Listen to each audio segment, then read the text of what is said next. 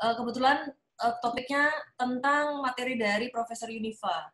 Dan sangat menarik karena saya sendiri juga pengen tanya nih masalah ini. Sejauh mana perangkat perundang-undangan Republik Indonesia sudah dan mampu mengakomodir praktek non-diskriminasi dalam sistem pendidikan nasional pada tingkat dasar, menengah, dan tinggi. Silakan Profesor Yunifa, pertanyaan dari Mbak Kirana. Ya. Bahwa sebenarnya tadi Mbak Heni Supolo sudah menyampaikan bahwa sesungguhnya perangkat kita sudah cukup untuk melindungi bahwa seharusnya penyelenggaraan pendidikan itu sangat memberikan ruang kepada keberagaman, gitu. Ya, sejak disebutkan bahwa hak semua warga negara. Tadi Permendikbud tadi disebutkan pasal yang dibacakan Mbak Heni dari Undang-Undang Sistem. Masalahnya adalah kepada prakteknya. Sering sekali kita nggak konsisten antara peraturan dengan praktek. Ya, itu yang jadi masalah, itu yang pertama. Yang kedua, sejak di masa otonomi daerah ini, banyak daerah-daerah juga menciptakan perda-perda yang nggak bebas dari diskriminatif, cenderung diskriminatif dalam hal-hal tertentu. Misalnya, tadi Mas Komar sudah menyatakan ada yang syarat untuk kenaikan kelas adalah hafal apa gitu dan lain sebagainya. Nah, perda-perda ini karena pendidikan sudah didesentralisasi, kewenangan pendidikan secara praktis itu pendidikan dasar sampai SD SMP itu berada di TK SD SMP itu di kabupaten kota dan SMA SMK berada di provinsi.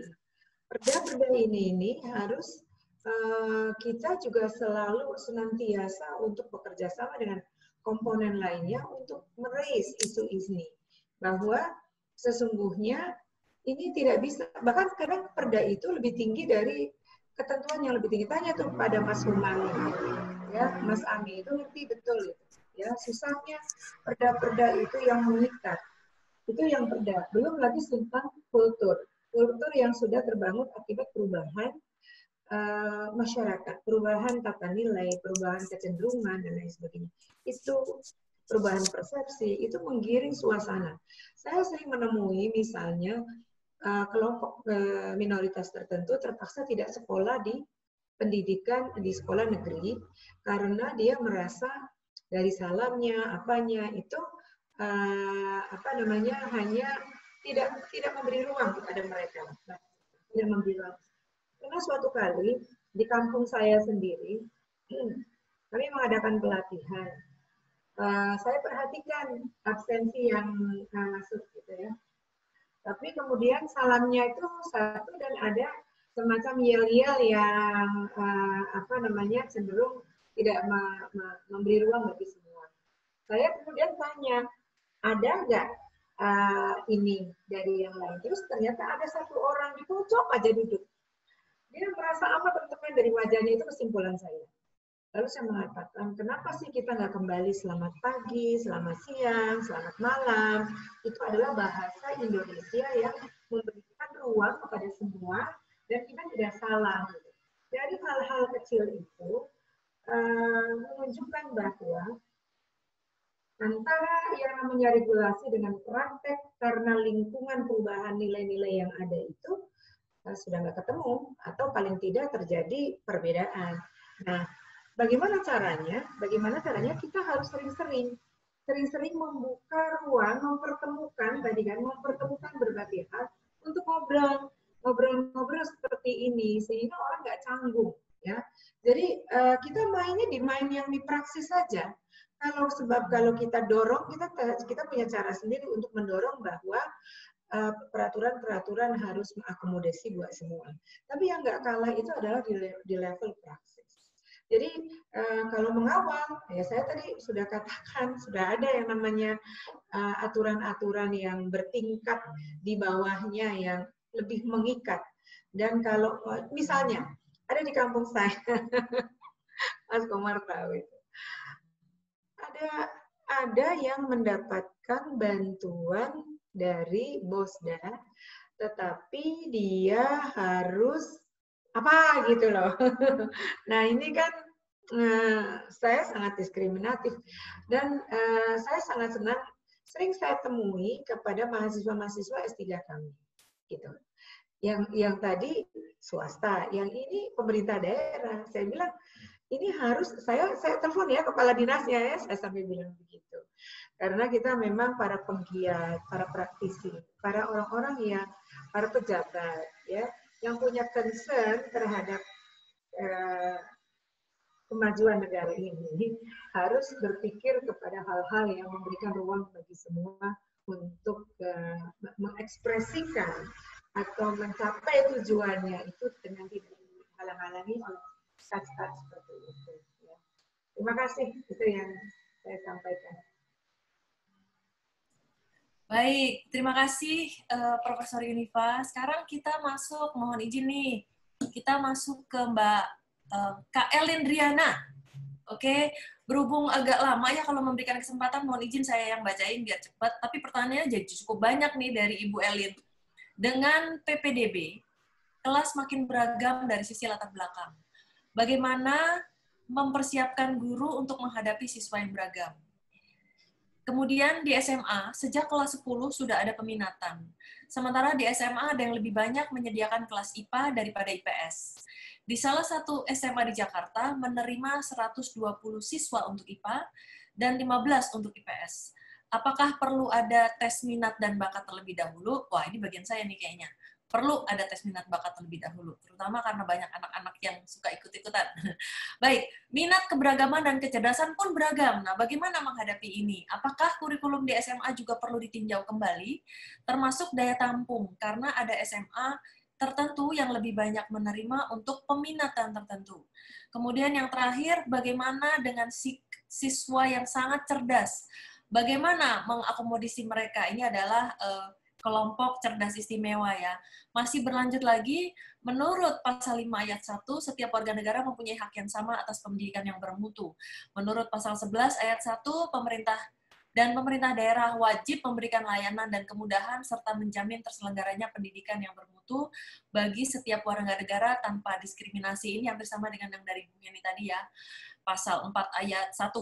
Apakah ini berarti bahwa semua warga negara harus dapat diterima di pendidikan negeri? Bagaimana peran sekolah-sekolah swasta? Baik, pertanyaan ini cukup banyak. Saya kira mungkin kita akan berikan kepada Profesor Jamhari ya untuk pertanyaan ini ya, karena terutama juga terkait dengan adanya intoleransi, atau juga mungkin kepada Profesor Yunifa ini juga tepat nih. Setelah ini mohon Profesor Yunifa menambah dan mungkin juga Ibu Heni Supolo setelahnya. Silakan Profesor Jamhari. Oke, ini saya kira tadi ada pertanyaan bagaimana mempersiapkan guru untuk menghadapi siswa-siswa yang beragam. Menurut saya ini sangat penting sekali dan saya termasuk orang yang percaya bahwa mutu sebuah pendidikan itu sangat tergantung dari mutu guru.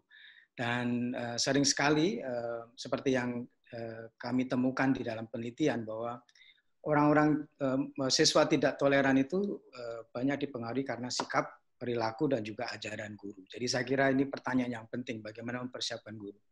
Saya mengamini apa yang disampaikan Bu Heni dan semuanya tadi, termasuk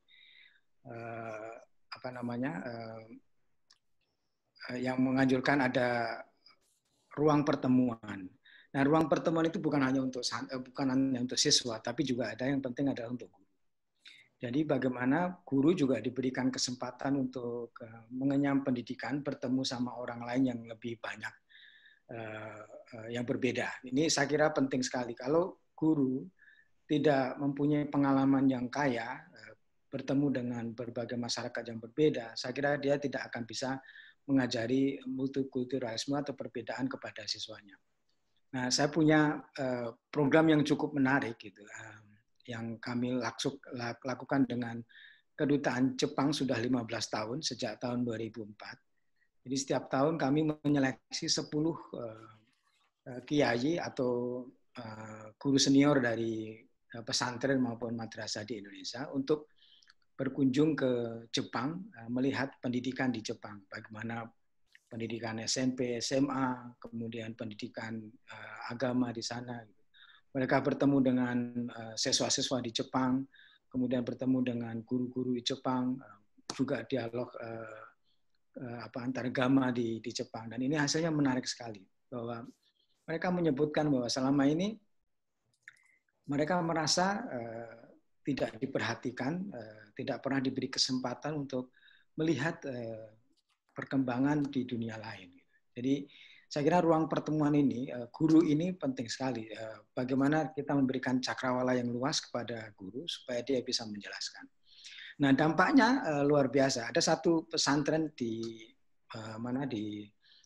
Padang yang sebelum kami undang gurunya ke Jepang, kami bertanya sama pesantri-santrinya. Saya bilang begini, saya ini orang kaya raya gitu, dan saya bisa memberikan beasiswa kepada 10 orang terbaik dari pesantren ini untuk sekolah ke luar negeri kemana aja gitu. Dan yang tidak mengejutkan bagi saya itu 10 orang yang angkat tangan itu 10 dari 10 itu pengen ke Mesir atau ke Saudi Arabia. Mengapa seperti itu? Karena penjelasan dari gurunya juga hanya tentang Mesir dan Saudi Arabia. Tapi yang mengherankan ketika 5 tahun kemudian setelah kiainya kami undang ke Jepang untuk cerita, dan kiainya itu cerita pada santri-santrinya tentang pendidikan di Jepang, bagaimana disiplin bersih dan seterusnya. Kami mengulang pertanyaan serupa gitu. Kami akan memberikan beasiswa untuk sekolah ke luar negeri. Kemana Anda mau memilih? Dan ada 3 orang yang angkat tangan, pengen ke Jepang, ada yang pengen ke Amerika dan sebagainya. Ini ternyata wawasan guru, pengalaman guru tentang perbedaan, tentang dunia lain itu juga mewarnai siswanya. Jadi saya kira ini penting sekali memberikan kesempatan kepada guru. Saya tidak tahu siapa di sini yang mempunyai kewenangan untuk mengambil kebijakan, bagaimana memberikan kesempatan kepada guru untuk melakukan exchange, membuat ruang terbuka, ruang pertemuan kepada orang yang berbeda. Yang kedua, saya kira ini yang sudah ditemukan. Tadi Mas Sastro menyebut penelitian kami tentang guru agama. Ini benar sekali. Ada diskriminasi guru agama pada dasarnya. Jadi temuan kami memang menunjukkan begitu, bahwa ilmunya mandek, ilmunya tidak berkembang, dia mengajar keintoleran. Tapi pada dasarnya mereka itu tidak salah, tidak 100% salah. Ketika kami telusuri dari mana guru-guru ini belajar agama, ternyata jawabannya 90% dari mereka menjawab mereka mengingat kembali pelajaran yang mereka terima ketika di perguruan tinggi. Jadi wajar kalau kemudian ilmunya itu hanya mengulang-ulang dan tidak ada bagusnya. Dan ketika kita tanya berapa kali Anda di training, di upgrade, ada training, kita tahu ada bantuan dari ADB, ada World Bank untuk training guru matematika, bahasa Inggris, dan seterusnya. Tapi tidak ada yang melakukan training untuk guru bahasa, guru agama. Jadi wajar kalau kemudian guru-guru agama ini tidak berkembang pemahamannya, karena kita juga AB, tidak memperhatikan, tidak mengupgrade ilmu-ilmunya. Jadi saya kira ini penting sekali, ada upgrading, ada training yang terus-menerus untuk perbaikan metodologinya, perbaikan kontennya agar mereka bisa berkembang. Karena kalau tidak, ya kita tahu sendiri, sudah agama itu sangat konservatif, apalagi ditambah ilmunya yang tidak berkembang, pasti akan tambah konservatif. Jadi saya kira ini training sangat diperlukan, terutama untuk materi-materi yang tidak populer, yang yang kurang diperhatikan. Saya kira guru agama perlu dikasih kesempatan yang lebih di samping lain. Nah, yang ketiga, kenapa juga ruang pertemuan ini penting? Kami juga menemukan yang menurut saya mengejutkan juga, bahwa di samping guru agama, ternyata guru-guru umum itu juga menyumbang intoleransi yang cukup tinggi.